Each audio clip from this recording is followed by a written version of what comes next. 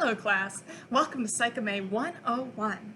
I'm Dr. M. Ackerman, and for today's class we'll be talking about It Invaded. Now if you'll take a look at your syllabus, you had some required reading for today. I asked you to watch episodes 1 through 11 of It Invaded. If you skip the reading, I'm not responsible for how it affects your grade. For those of you that did skip the reading, It Invaded is a 13-episode anime series that revolves around CUDA, a government organization that catches serial killers by hurling a detective into their mind. You can't swing a drill in this show without hitting some kind of psychology, so let's start with the title. There's about 1 billion layers to It Invaded's title. Let's start with the first bit. Id. Hondomachi's right. The id in It Invaded can mean a lot of things. It can refer to the id that old Freud came up with, or ido, the Japanese word for well. But she didn't cover all of her bases. I've got at least one more. ID, or identity. This could be who someone is, or it could be in the context of identifying a killer. I don't think I've got to explain the invaded bit, but just in case, the Mizuhaname, that big machine they use to dive into id wells, sends brilliant detectives to invade the killer's unconscious mind. Specifically, the killer's id, like Freud's id. As much as I hate it, we've got to go back to Freud. Sure, the old guy's pretty synonymous with psychology for all those lay people out there, but the guy was more a miss than a hit. Fact is, though, even a broken clock's right twice a day. Much as I'm reluctant to admit it, he had some pretty major leaps in psychology.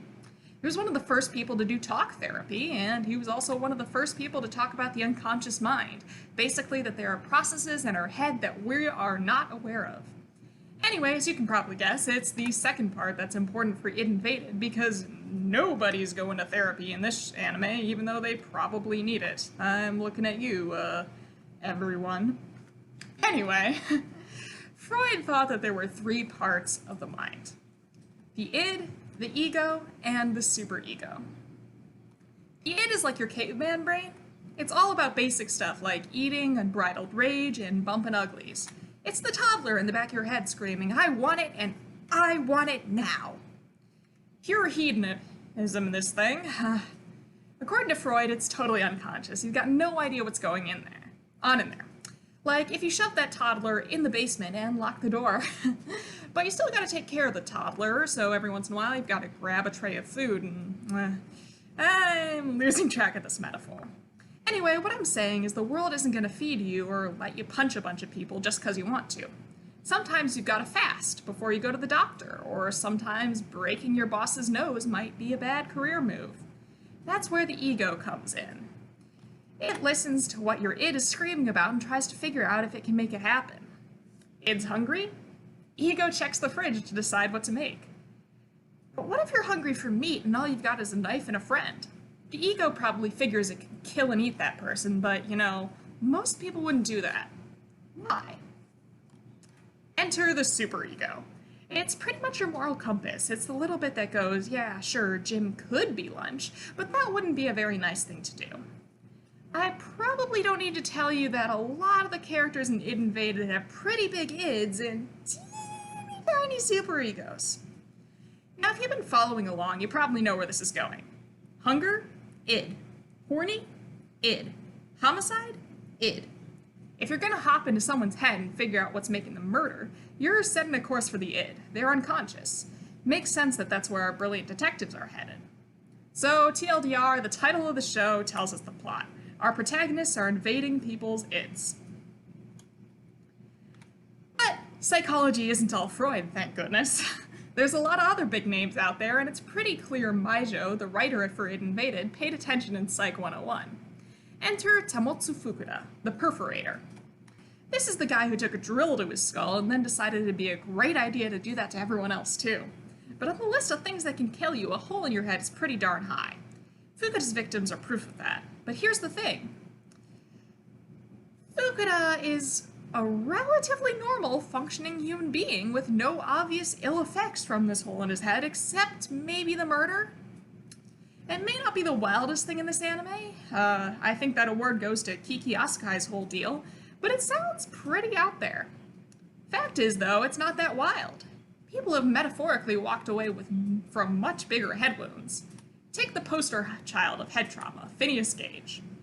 Gage was a railway worker. His job was packing gunpowder into holes in the ground using a metal pole so they could blow the ground up and, make more railroads. I think you can guess where this is going. The resulting explosion set the metal rod flying through his teeth and out the top of his head, severely damaging his frontal lobe. But get this. This guy survived. Sure, it took a huge chunk out of his brain, but he absolutely lived. It wasn't like he was completely fine. It took him a long time to recover, and he had some pretty severe scarring and lost vision in his left eye, and he started having seizures about 10 years after the accident that may or may not be related. You can see a picture of him here on the right of your screen. That is Phineas Gage after the accident, after he'd all healed up. You can barely see the scar on his forehead, you can see his left eye is pretty droopy, and what he's holding there is the metal rod that nearly killed him. Back when I was in Psych 101, they used to talk about how his injury made him violent and short-tempered. Basically, it changed his whole personality, but after examining historical records, psychologists come to the conclusion that his personality didn't actually change all that much. The same is true for Fukuda and Hondo Machi. We don't know much about what Fukuda was like before he got that hole in his head, but he and Hondo Machi don't seem like they changed that much. It seems wild, right? I mean, these two and Kazuta lost a pretty big chunk of their brains. It just doesn't seem possible. But that's the cool thing about brains. They do wild stuff all the time, and they can work around all kinds of damage, which leads me to Fukuda's fractured idwell. For a long time, psychologists and neuroscientists figured that once you hurt your brain, that was it. It wasn't going to heal. Turns out they were wrong. Fukuda's got the right idea. When he talks about why he can remember who he is in the idwell, he says, "When my brain was adjusting to its new shape, it moved some wiring around."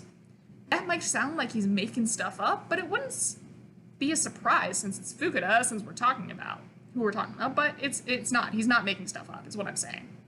Let's talk neuroplasticity. Neuroplasticity is basically a really fancy term for the brain's ability to rewire itself. If the battery on your laptop breaks, you've just got to plug it in to use it. Neuroplasticity is the same deal. If part of your brain gets hurt, it just finds other parts to pick up the slack. Thing is, while no two brains are the same, when the brain rewires itself after an injury, it can make some pretty drastic changes and become pretty different from the average brain.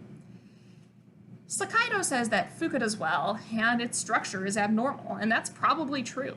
The Mizuhaname is built to work on brains that are wired in one sort of relatively normal way, but Fukuda's brain has moved so much stuff around to compensate for his injury that the Mizuhaname just doesn't know what it's looking at anymore. Things that should be in one place are somewhere else entirely. But Fukuda? That's his brain. It's the only one he's got, so for him it's totally normal. That's why he can move around in as well. As far as he's concerned, it's a perfectly normal neighborhood. We don't see the same disorganization in Hondo Machi or Kazuta's wells because it can take years for that kind of rewiring to take place. Their injuries are still pretty fresh. If we see Hondo Machi's well in a few years down the line, it might look a bit more like Fukuda's. Still though, even if it won't necessarily kill you, putting a drill through your skull is a pretty drastic move, so why the heck did Fukuda do that? Well, the answer is arithmomania. Fukuda says it himself. Arithmomania is a subtype of obsessive-compulsive disorder. Obsessive-compulsive disorder, or OCD, is just what it sounds like, but it's not what everyone seems to think it is. See, OCD has two parts, obsessions and compulsions. Obsessions are things you're constantly thinking about, you just can't stop. And compulsions are things you feel like you gotta do to reduce the discomfort from those obsessions.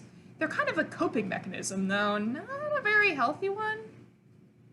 Arithmomania is OCD, where your obsession is numbers. You think about them, you notice them, and so on and so on. Fukuda's constantly got numbers on his brain. So he has compulsions related to them. He writes numbers all over his walls, he counts the sand in the desert, and he does things like pointing at Sakaido in threes. Heck, it even shows up on Anaido's outfit with his 3 lapels. Now, OCD is no joke. It can absolutely make people engage in self-harm or even drive them to suicide. And sure, it seems like Fukuda doesn't care much if he lives or dies, but I don't think the drill was about offing himself. But who the heck would drill a hole in their head if they don't want to die? Well, before Fukuda spills his guts, Hondomachi has a few ideas of why someone might punch a hole in their skull. She calls Fukuda's egregious misuse of construction equipment trepanation. And sure, that's the word we usually use when we talk about drilling holes in people's heads. That's right, both Japanese and English have a specific word for punching a hole in your skull. And sure, trepanation's a thing. People have been chopping or drilling holes in skulls all over the world for a good chunk of human history. Doctors still use it to relieve pressure in the skull.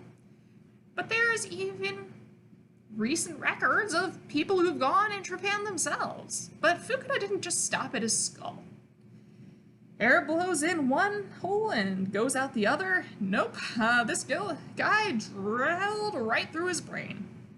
Fukuda didn't just trepan himself, he gave himself a DIY lobotomy. Back in the day, people were pretty bad at treating mental illness. Sure, we're not perfect now, but we've come a long way from smashing up bits of people's brains. Yeah, lobotomies, for those of you who haven't heard of them, are a so-called medical procedure where someone either drills a hole into your skull or shoves basically an ice pick through your orbital cavity and destroys some of your brain. These were pretty common in the early 1900s. It's pretty much not a thing now. Like, it might have helped some people. A fair number of people who got one did report some improvement in their symptoms, like Fukuda did. But that said, a hell of a lot of other people suffered severe impairment or even died because, part of their brain was destroyed. Neuroplasticity can do a lot, but it can't work miracles. In Fukuda's case, it seems like it really did help his arrhythmia with some limited consequences. He says his mathematical chops aren't really what they once were, but it's not super clear if that's because his arrhythmia is not as bad as it was, or if because he's got some kind of impairment. And if it worked for him, why shouldn't he share the joy, right? He talks a lot about how the hole in his head's made his world clearer, I guess by reducing his symptoms, maybe? And how he thinks it'll help Narisaga with his own problems. Fukuda's just all like, man cured his mental illness with this one weird trick. Doctors hate him. So, did he end up helping people? No. He killed most of them. Only 2 survived. Hondomachi and Kazuta. Hondomachi seems mostly fine. Maybe. Kazuta, though... Haruka Kazuta is one of Fukuda's last victims and one half of the Gravedigger duo. One of the reasons it took Kuda so long to catch him, putting aside that he was presumed dead, was that Kuda couldn't get their hands on his cognition particles because he'd gotten the urge to kill crossed with the urge to kiss. Every time he murdered, his id was screaming, "Smoochies!" And every time he was thinking about kissing, his id was clamoring for homicide. Anime News Network and a few other reviewers said this was completely stupid and unbelievable and pseudopsychology. Oh, they have little imagination. The brain is so much weirder than you'd think, especially when it starts rewiring itself. Kazuta suffered some pretty severe brain damage from Fukuda's drill attack. Hondomachi thinks this might be why his wires got crossed. I'm betting our brilliant detective's onto something. See, brain damage from either stroke or injury can do all sorts of weird things to the brain. Some of these things sound like they're complete fiction. There's alien limb syndrome, where your arm starts moving around on its own, and somatoparaphrenia, where you can't recognize your own arm or leg as yours. Then we've got visual agnosia, where people can see perfectly fine, but they can't recognize what they're seeing. Sometimes people just straight up forget everything on a certain side of their body. That's hemispatial neglect. And then there's foreign accent syndrome, which is exactly what it sounds like. What I'm getting at is that brain injuries can have some real weird consequences. One of these consequences is getting things mixed up in your head, like, for example, kissing and killing. I don't know if that's ever happened to a real human being, but it's definitely possible, especially in Kazuta's case. Anyway, there's a lot of precedent for wires getting crossed in the brain. One of the most famous examples is synesthesia. In synesthesia, the wires for senses get crossed.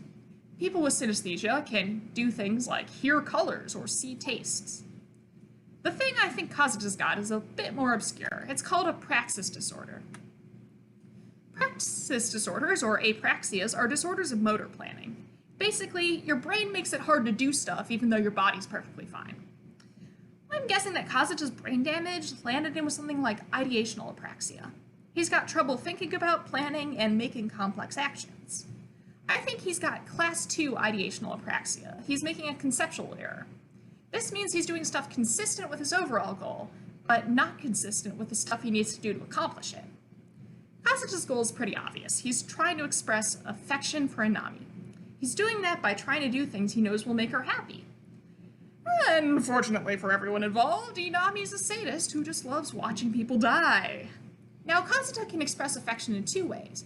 He can kiss Inami, or he can, become a serial killer and live stream his victims' slow, painful deaths. Given that their entire relationship is built on, let's just pretend we're not actually in love forever, kissing isn't a really realistic option. Anyway, what I'm saying is that for Kazuta, both kissing and killing accomplish the same goal. Thing is, he's got a head injury that's taken those 2 related actions and mixed them all up.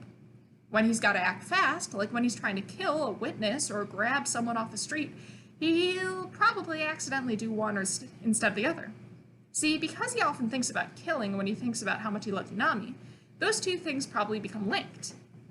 When we think about 2 things together often enough, our brain starts linking those things together.